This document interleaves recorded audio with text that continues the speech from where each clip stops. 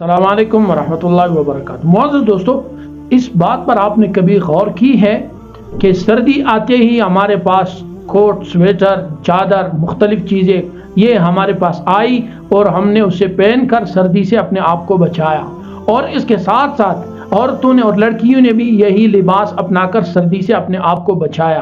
لیکن جیسے ہی سردی ختم ہو جاتی ہے تو کیا ان عورتوں اور لڑکیوں نے کبھی یہ سوچا ہے کہ ہم ایسا لباس لیں گے کہ جس کے ذریعے ہم دوسروں کی نظروں سے بھی بچے اور اللہ کے غضب سے بھی بچے، اور اس کے ساتھ ساتھ جہنم کے عذاب سے بھی بچے، اور اللہ کی طرف سے جو لعنتیں برستی ہے ننگی اور کم لباس والی عورت پر، کیا ہم نے ان سے بچنے کا کبھی سوچا ہے؟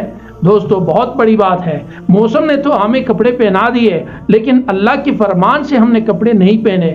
دوستو، موسم نے تو ہمیں کپڑے پہنا دیے، جنت کے شوق میں ہم نے کپڑے نہیں پہنے کہ ہم پورے پہن لیں اور ہمارا جسم جو ہے اس میں ڈھکا اور چھپا رہے۔ دوستو، اس بارے میں کبھی سوچا ہے؟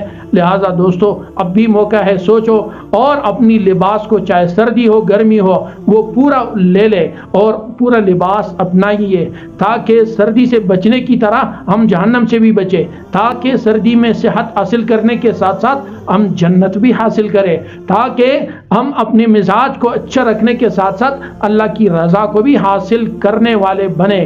اللہ پاک ہم سب کو ہدایت دے۔ السلام علیکم ورحمۃ اللہ۔